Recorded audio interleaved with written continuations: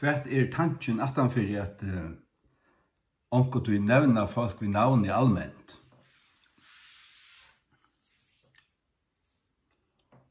Ræmaste kærløyge. Óhyglaraskur, sannur, bøgnframligur, bøgnur, ikkje kraugutur, kærløyge. Til teg som nevne, og til alt samfellet. Du skal minnes til at du er vaksen opp i en kristne samfellet. At det er et av kristneste landet i heimen. Og ødla var Horsgods år, ødla så som så løyte sundagsskola og i kyrkju og alt det her, konfirmera og bla bla bla. Taida så personer, framtrakkande personer, politikere, prester, lærere, byrådslimer, eller borgerstjórar, sludge personer, som i allmennon sammankomsten her 200-300 folk i sauna i. Avverska folk godløyses vegin. Legg merke til. Avverska folk godløyses vegin. Som lærere til dømes atterlig fyllt av darwinisme og skrikt bibeltrunne uttara hjørstun. Jeg vil si at det her. Og jeg vet akkurat hva det er som gjør det. Hva er det her avverskant han veien. Ta blod vi og i glasareion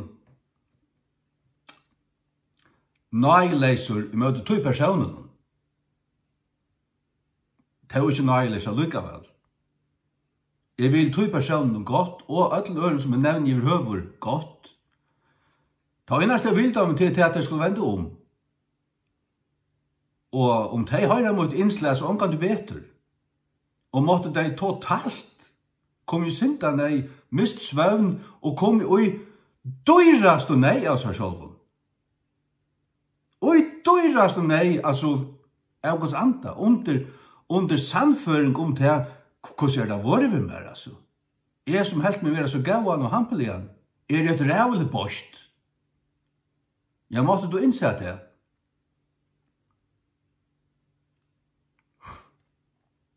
Måtte du innse at man må først innsutja sannløygan om seg sjálvan, og nekka kan henda. At her bare høyra, Jesus elskar det. Kom her, let dere lette hendra at det bia fyrir der, og slukt bras. Utan nekka som helst, til løye til falskar omvendingar. At det kjenner jeg til. Det heila alt må være i sannløyga gjørst. Så for jeg bare tekka sammen om, og nevna at jeg sier der sannløygan at så er du, fullt vitande om det som stender i Matteus 8, om braur din syndar møte der, ta fær til, og tåsa vi han på 2-manns hånd. Vil han ikke høre det, så takk en annan vi. Vil han stadigvæk ikke høre det, så sitter for kyrkjene. Det er ikke øytkvart mennesker i samfunnet. Du måste lære deg å gjøre måneder. Hatt en braur tøy, som du har samfunnet vi innelige og i kyrkjene, til å si at samfunnet tar høyla av. Det kan være en huskyrkje også. Det kan være øynkvar lydel mannjøyd, men til en braur tøy. Jeg gjør nemlig mån av en braur og en som ikke er braur. Og som sagt, så har jeg i ødelen for rundt her, og jeg har frivitt høy. Jeg kunne allmänt avtala og en allmänna person som avvirskar og spenner alt samfellet helvetesvegen. Dolkar og avkristnar, og til halta en slik kan være gauan, han er satansborst. Og som vi halda til nøy, angen er satansborst, jo.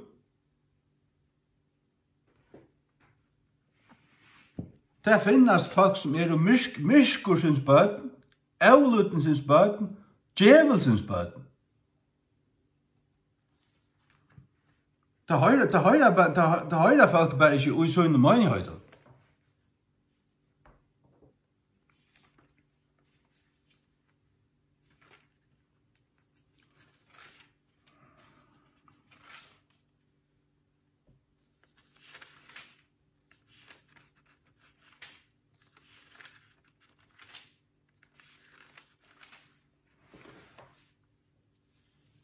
Da Paulus prædikar framfor landstjärnan, ta var ein her som ville snikva landstjärnan fra trunne, og Paulus fylltist vi halde andan. Medan hoffen og landstjärnan alle var her, han hukte støvlig på han mannen, sier, tutt djevelsens baden. Vil du ikke djevast at avskjepla herrans røtte veier? Og så i hånd herrans livet her, og du skal være blindur i et skoj. Og han gjør det blindur. Og så det som alltid, det kan Gud ikke gjøre. Gud gjør bare godt. Ja, Gud gjør det godt. Du skal søtja til at ha i god drep Ananias og Safiro. Ta i teg døy, det var ikke Satan som drep deg, det var høyla anden som drep deg. Og det er Paulus taler her om han iver han mannen her. Og han ble blindur, så var det hånd herrans. Det var fire Guds rujus framkomst, det var fire høyltena, det var fire ødel. Du skal omgående tekka sint i en satans borste som løyer samfunnet og tunna samtøy og alt du kjenner til helvetes. Du skal søtja til hatter en satanister. Eller jeg kjenner ikke hvordan fittan han gjør seg. Han gjør seg som en angel. Ja, Satan kommer som en ljøsangel. Han kommer som en ljøsangel. Han ombrøyder seg.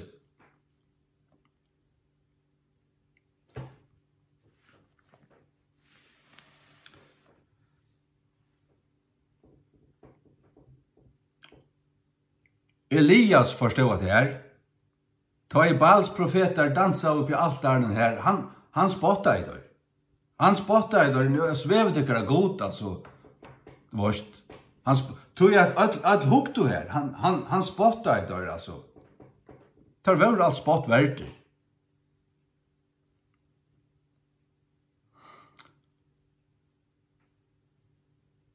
Og Johannes døybaren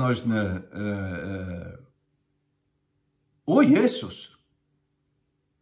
Han bedre fariseer som reven om Hakstamann. Fariseer som reven. Og Johannes døybaren kallar landstjøren, han sier han være sekant, og jeg tror at han er tidlig Herodias. Han er gift seg vidt, og som han ikke har rettelig gifta seg vidt. Han avtaler en fyrt her, allmänt.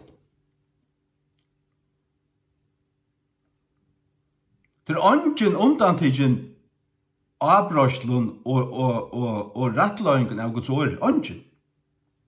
Og et tala til og kunngjøre til og lette til å være vita i middel falskje, det er det som falskje hever mer bruk for enn neka anna i det.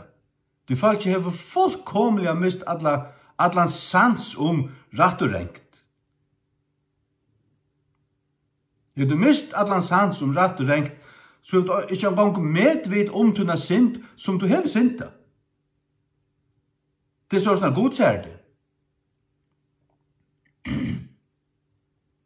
Og så har jeg nevnt også at bare døyva det, bare vi har noen evig tås om kærløyke og nøye og nøye.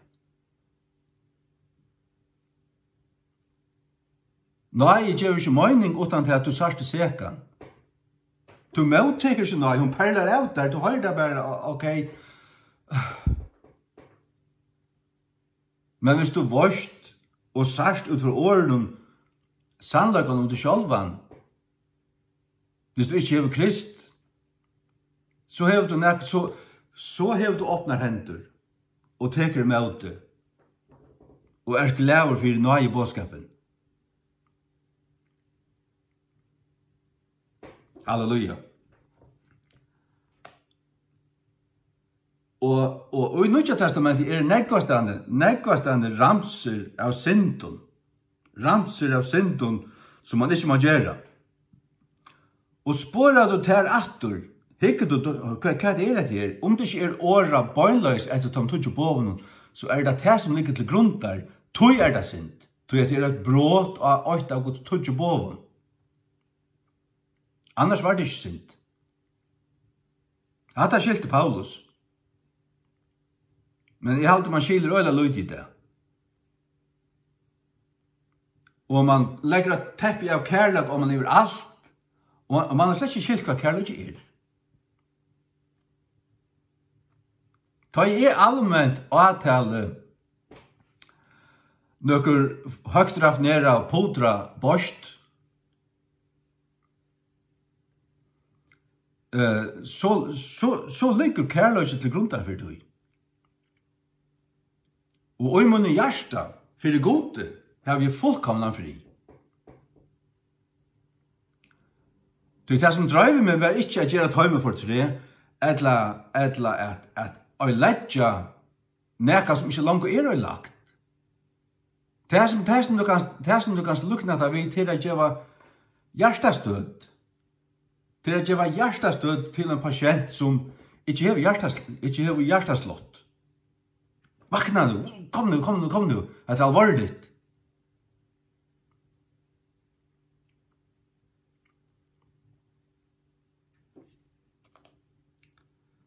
Så at det mitt motiv. Det grunden til at mitt ansikt kan så akkurat det samme ut.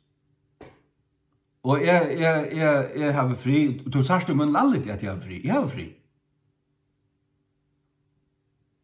Slukt som hetta forstyrrer ikke min nattarfri. Stress kan forstyrre min nattarfri hvis jeg er øyelig spenter. Men då tar Bibelen ferdig prediker for en måned siden, og jeg sov og en høyla måned inn, lukket som det for søndag. Så stress ikke en faktorer, jeg må avslappe av meg. Og til at jeg vil avtale 2, 3, 4 folk allmänt, det så lengt fra første fyr. Og det som ligger til grunn der, motivet kærlighet. Paulus gjør det også i skriftene. Han skriver i brøv, og han nevner vi navnene av seg som hadde gjort seg og i samfunnet til høyla, som de kjente som mottøk brevet. Om det var akkurat her, det råkner vi. Han nevner Hymenaeus og Philetus. Han nevner Alexander Koparsmy.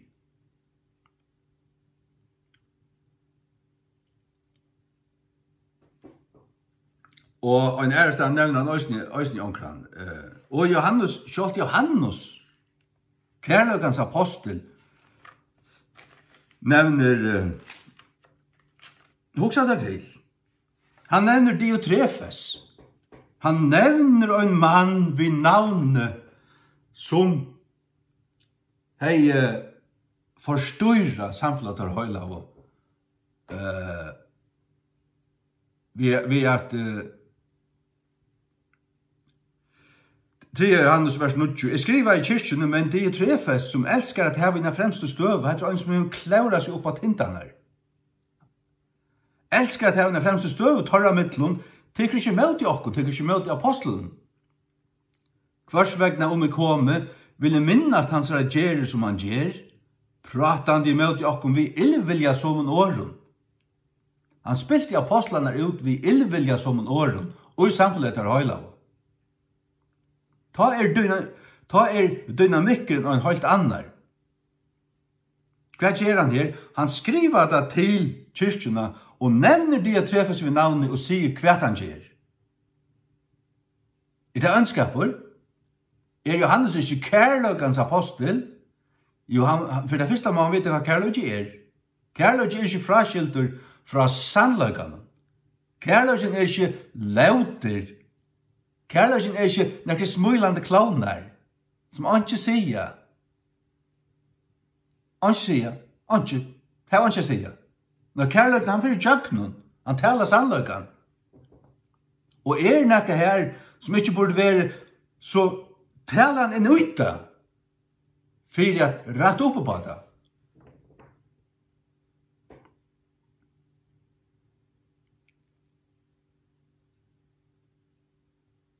Ja, det jo tro i alle for tro stå her som Paulus tåser, han nevner menn vid navnet som skapar ævle, skapar trobløykar i samfunnet av høyla. Han nevner det vid navnet og avtaler det, og til fyrir gagne til ødlun, til fyrir bjarga ødlun.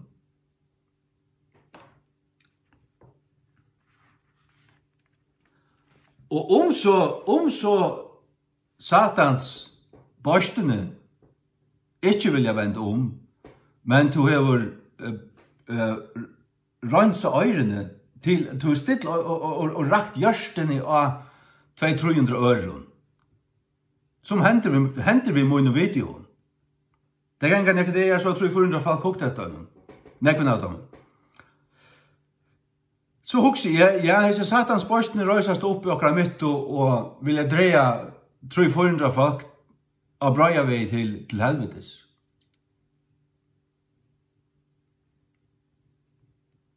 Vi ikke vil kjenne Jesus iver høver, altså Jesus, nei. Det andre liv som er i forsvar og kjent bygdene og bjerga bygdene, nei. Vi gjør en 300 så er lenka bauk ut om søvna skjønner vi nevner at ikke gjør en år. Ikke et år. Og så vi gjør det. Men hvis jeg så kan reka øyrene av lukka nekvun, som heter Satans børst i avvarskar, så kallar det et knockdown. Knockdown, lie for lie.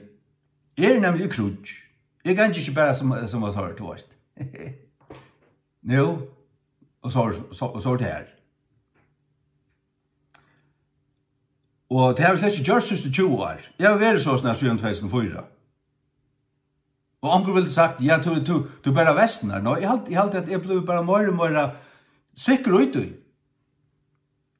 Dette visselig en måte jeg være på. Jeg så ikke det i skriftene. Paulus her, fotler høylig andan, han har haft lysande stå i veier, han hukte på mannen allmänt. Inn i kongelige hoffene. Horan har sikkert vært åpnar, ødla og horste her, har sikkert vært 30-40 folk inne, som det alltid rundt om en kong.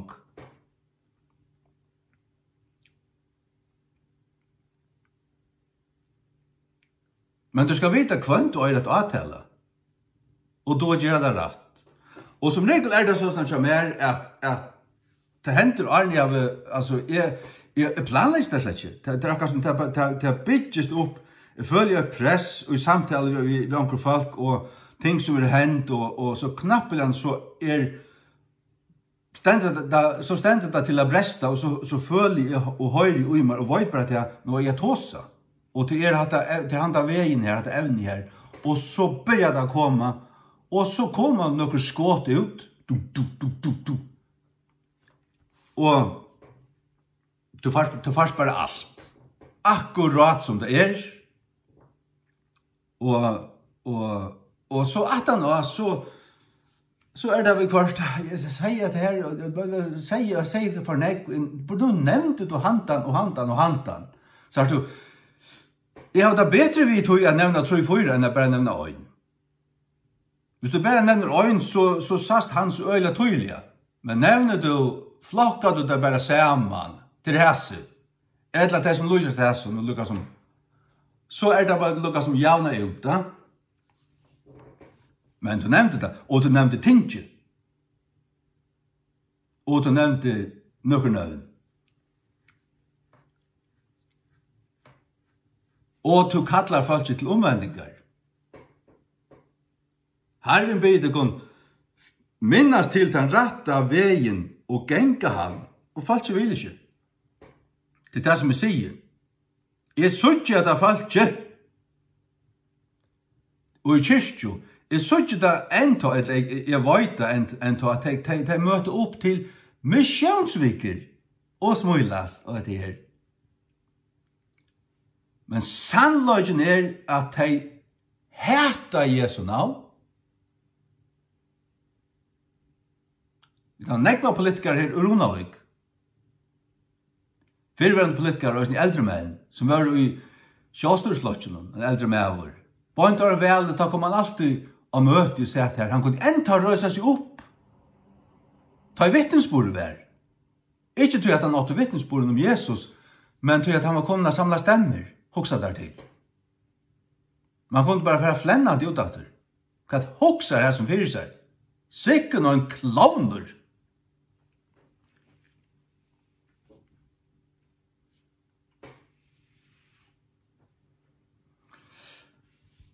Så ser man imest utjøkken Løyvia.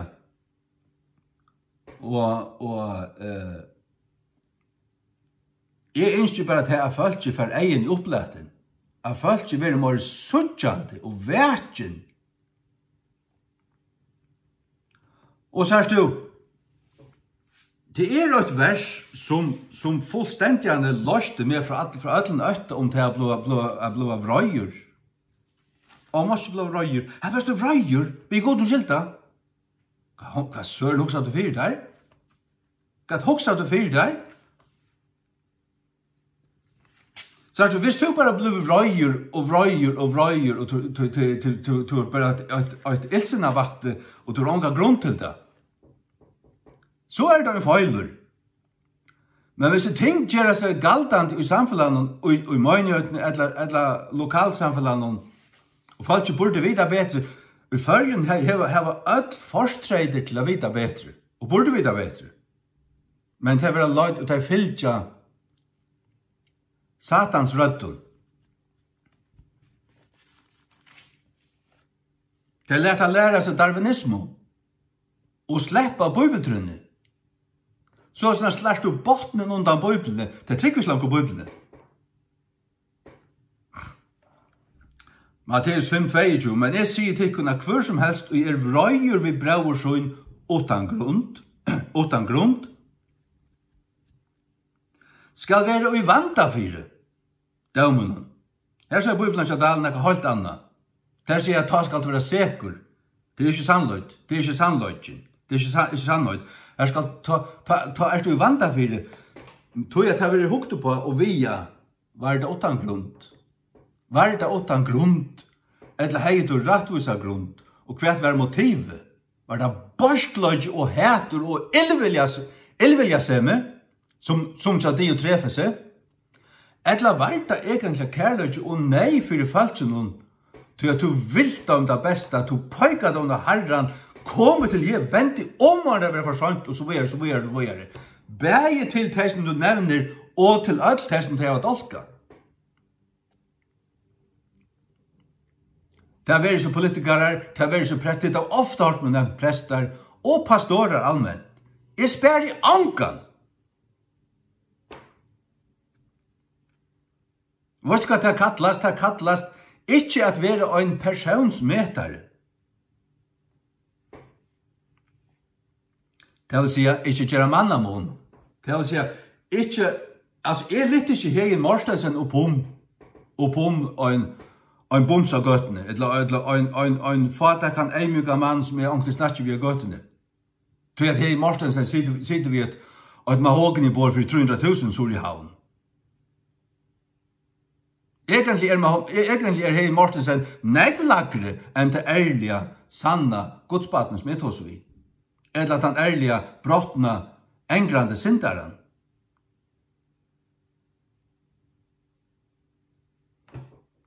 Så Hegen Mortensen et herdaborst. En herdaur satanist.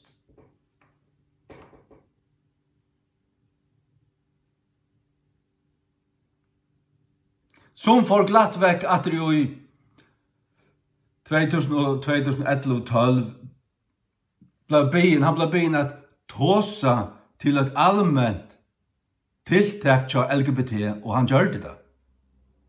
Altså, til å verja det, livra for dem, og at her, og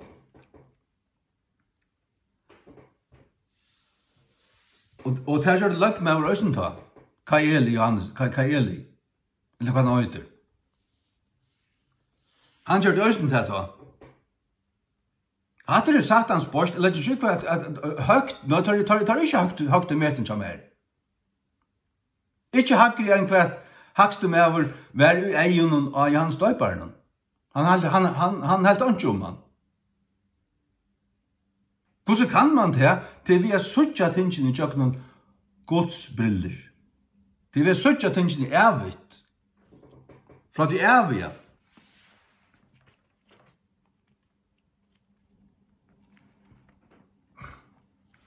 Efesus 5, vers 6. Lat ongan mann vittloja tikkum i fafongdun åren. Så jeg for hese tingene kommer vrøye Guds oppa avlytnes bøtnene, the children of disobedience.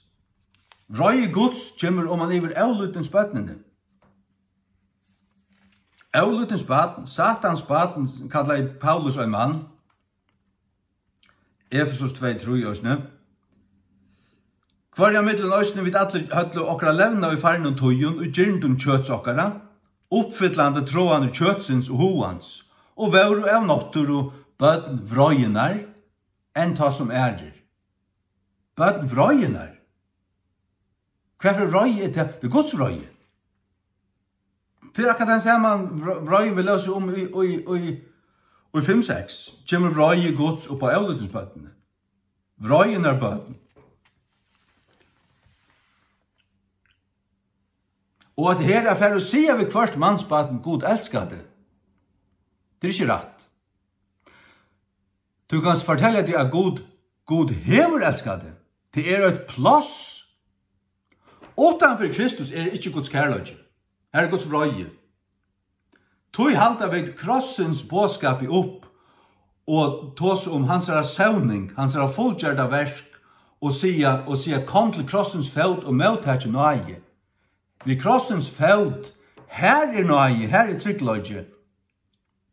Romarbrevet 8 sier til tåsar om hva kan skilja oss fra kærløgga Guds, bla bla bla, kan hatta, nevner en rikva ting, så sier han ikke kan, men så ender han ved å si eller hatt eller dult eller nekker andre skapninger skal være først for å skilja oss fra kærløgga Guds, som er oi Kristi Jesus i Herre okkara. Kærløgga Guds er oi Kristi. Så til oi Kristi at vi hava Guds kærløgga. Utanfor Krist. Hvis du ikke skøyter om Krist blåande og dødjande fyrt her, og Golgata krossi og skiler tøtningen i tog, og skiler til at du er en sintari og alt det her, og at du er bruk for nøye, så vil du ikke ha sånn frelstur. Så jeg halde virkelig at nekvastane, her evangelisk løydas vil være pratika, her blir det ikke frelst. Det fer ganske fram, men du sier til Adam, du sier til egen av summun, ikke Adam, men summun, at de er forvirret. Det har ikke skilt. Det har ikke skilt. Nekka som helst. Og det har ikke møtt, du skulle aldri være frelst. Men vet ikke. At du er grunnleggende. Fullstendig blind, altså. Johannes 3:36. Han tror at sonen hever av at være til liv. Og han tror ikke sine noen, skal ikke suttja liv, men Guds vrøye verer verandi av honom. Guds vrøye er av honom nu. Han høyrer evangeliet, vil ikke trykva, og Guds vrøye verer verandi av honom nu. Så ikke si at det er Gud elskar han, nei, Guds vrøye er med til honom. Men han kan komma inn i Guds kærløyga. Vi er kommet inn i Krist. Og det er ikke ødel i Kristus, selv om Kristus døy for ødel. I behøver ikke. Det er de som høyrer og takker i møte i honom, og er verande i honom, og geng etter andan. Det er de som er i Kristus. Det er Guds elskade bøten. Men så elskar jeg god høymen at han gav sånn som en øyngjøtna til tess at hver som helst utrøyra han ikke skal glættast, men av av liv. Men det som ikke tryggva, det får ikke lov til tog. Men han elskar i høymen elskar jeg. God hever øyna for valgt at nu vil jeg gjøre det som skal til, og ta gjør han av Golgata krosset for 2000 år siden, og i sinne siden. Så vi kan si at God hever vist sin kærlighet for det her. Nei, tiltøyen. Hvis du vil trykke og vende om, vender du ikke om, så vil du verande et avlyttensens baden, et vrøyenar baden, et satans baden, Guds vrøy ivet der, og til evig heim vil helvetes eldur.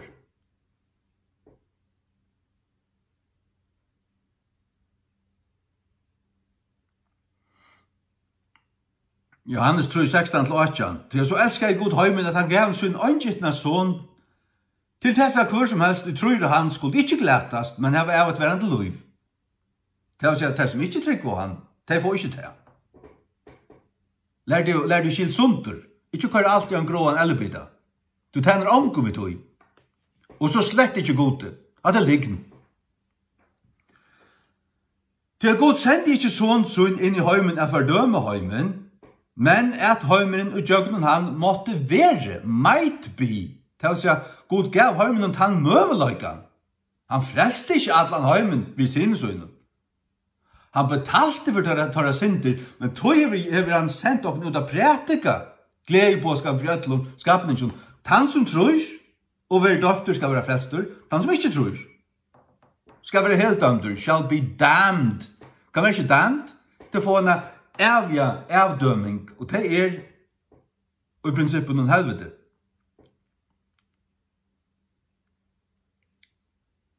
Så lær du skil sunter, og elskar av sånn.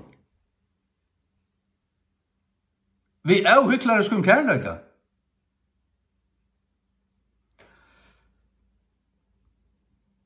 Men at heimren i jøgnen han måtte være, vi ett i ett, måtte blive, det vil si måtte, might be, ikke måtte være, det han ikke, men måtte være, her moner her, sier du. Du måtte ha målslut vidt til å skilja til her. Det moner at måtte være, og måtte kunna være, det det som God vil, men som måtte komme, og tryggva, og takke imot det.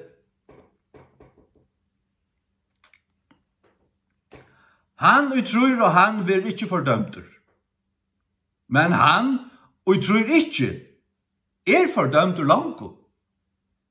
Sier du, Guds røy av honom, og vil verande av honom. Hvor han tror ikke. Han utanfor nøyene, utanfor Krist. Så vidt alt vare. Men God røst jo en bjergjeng til Golgata krosser. Tog til tjattnen i ødlun. Og til øylen som slik ikke skal høre til, det så ikke til. Det trykker mer på sin egen gavhøyd og mannakærlega. Du skal elske God først. Og så nesten som sjåvant, men du skal elske God først. Det første på. Det det viktigste. Hvis du ikke elsker God av sånn, så vil du en såkallige mannakærlig ikke bare laterskaper. Det var lauter. Det ikke i sannløyga. Det i sannløyga, så vil du enda legge ned til et løy for brøvertuner, som Jesus selv gjør det. Og han sier det også. Sannheten legger ned til et løy for seiene. Løysvåneren, han ser ulven komme, han flytter, han elsker ikke seiene, seiene ikke hans her. Han bare en løysvåner.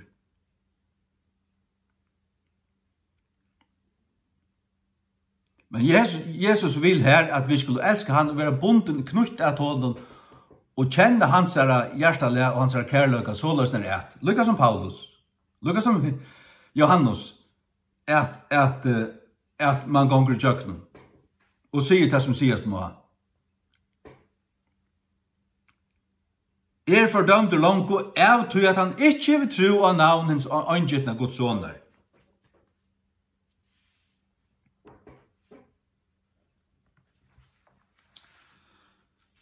Paulus var så åpen skaravur og åpen, han taler så bort vi galatara menn, vi galatara møgnøyna, at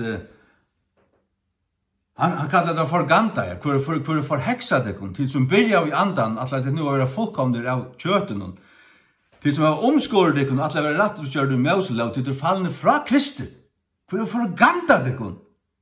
Og tar leset her, så men det var det som mange er bruk for det. Og hva skriver Paulus? Hva smir han ikke bare le av fløta, og tar seg om Guds kærløyke, og elsker det kan bli alt for det kan. Ikke alt det beste. Yes, pappa, tjatt det kan. Yes, pappa. Wow. Everlasting love.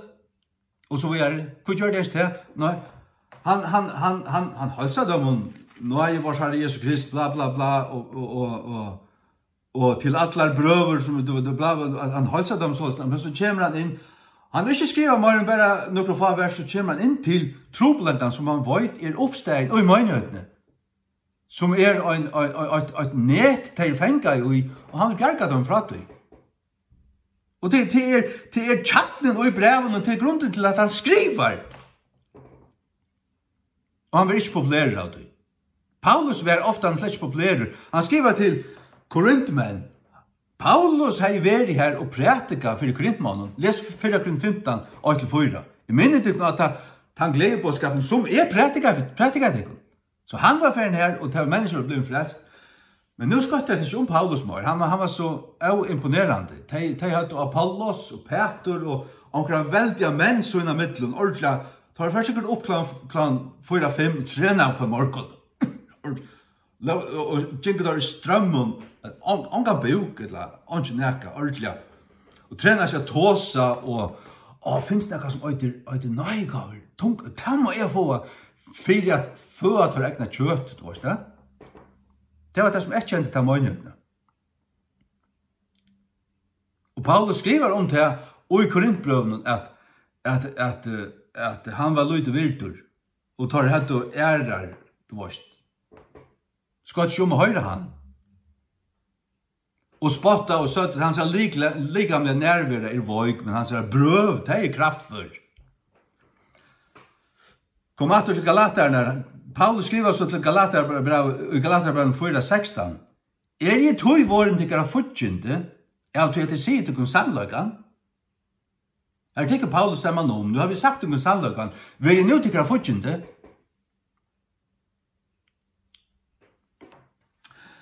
Men du skal nok få suttja til det. Og i langtene. Jeg har lengst enn sett det. At taler man sannløkene og er kjente for det. Så får du respekt.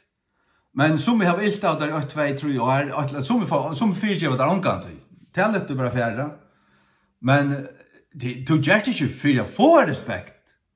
Men du får det lukka vel.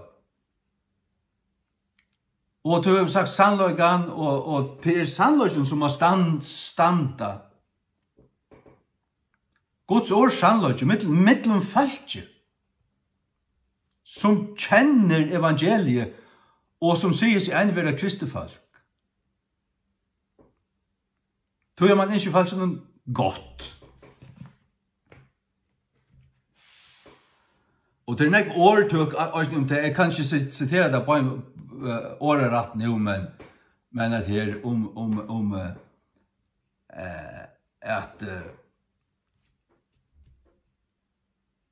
en rattløyende tungo og en livrande tungo og alt det der. Den rattløyende tungan og en avbrøsla og sånt. Man kan kanskje gjøre svar, men så søytene vil du søytja til at det har vært skilt og mett og virusmett det som du gjør det. Halleluja.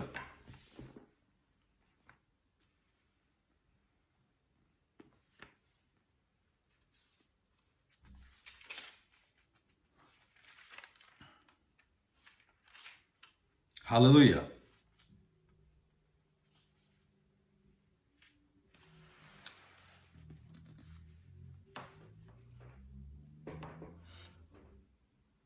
Jeg ber hele andan djeva meg det. Og og så åpner jeg bare.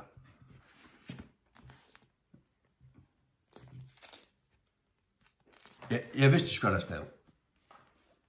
Så åpner jeg bare, ta åpner nye av årdøksene 22, åpner jeg bøyblene. Det ble jeg 8 ble, og så var det her. Du vet, Herre, hjelp meg nå. Jeg minns hva det stod. 22 tror jeg, det er rævlig godt at øye er god. Helt jeg fløyte jo alt annet. Ikke til å ha tøtning, men du kan ta alt annet fra meg. Du kan gå og frakta meg ensam at han utlandet øyne, la meg bare få bøyblene med meg. Tannkrem og alt klær og alt. Altså, hvis jeg bare kunne finne 8 ting vi, så er det ikke telefonen at jeg vil bøyblen. Og jeg råkner ikke som at ja, men jeg har en app. Og jeg kan, jeg skal ha en bøybel, en bøk, etter herrens bøk, ikke herrens app. Årtusen 25. Åpenløs harstan er bedre enn løgnelig kærløyge. Til sier, du elsker ikke. Og så har jeg en løgnelig kærløyge,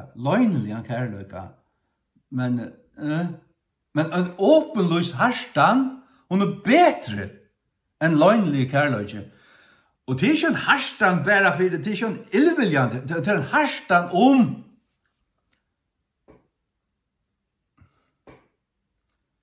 ut fra en rettvusen sjøvnarpunktet. Ut fra at her tid er vant, tid er av vei bort fra god til alltid til. Tid er muntlig god at leva i hånd og kjenne han. Tid er muntlig til. Løgnlig kærløyge er han ikke. Kærløyge er han ikke for hans hast. Ikke bare i åren og østen verskon. Trofast er det svaren av en vine. Trofast er det svaren av en vine. Ta en viner så der, verilig elskade, så vil han sia et sannløksår inntil tunna støv som rækade ut og vorsta. Og ta kan særa det, men ta svaren er trofast. Det er ikke svikafull. Det er sånn. Det er som om god rattløyde, det er jo sannløyga, sier du. Men kossaner av en futsen der er svikafulle. Kossaner, det er som Judas. Han fører kiste Jesus, kallar han morsdare. Og han har sikkert haft alla mulige religiøse lauter. Sikkert gynnsi på en særlig måte. Men han svøyk Jesus for pengar.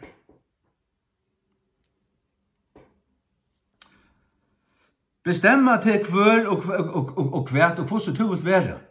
Finn ut av der sjølven. Jeg har funnet av mer sjølven. Ikke tog at jeg møter ikke meg sjølven ut fra meg sjølven. Jeg er ikke standarden. Jeg har flott med årsaker til at jeg ser og finner oppenberinger ur hese bøgen her.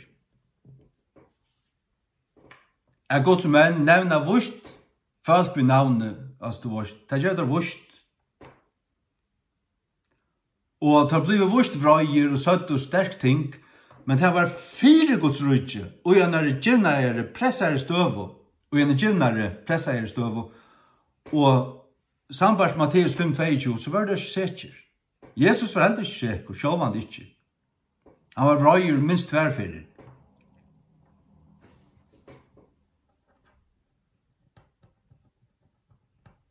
Halleluja til det. Amen.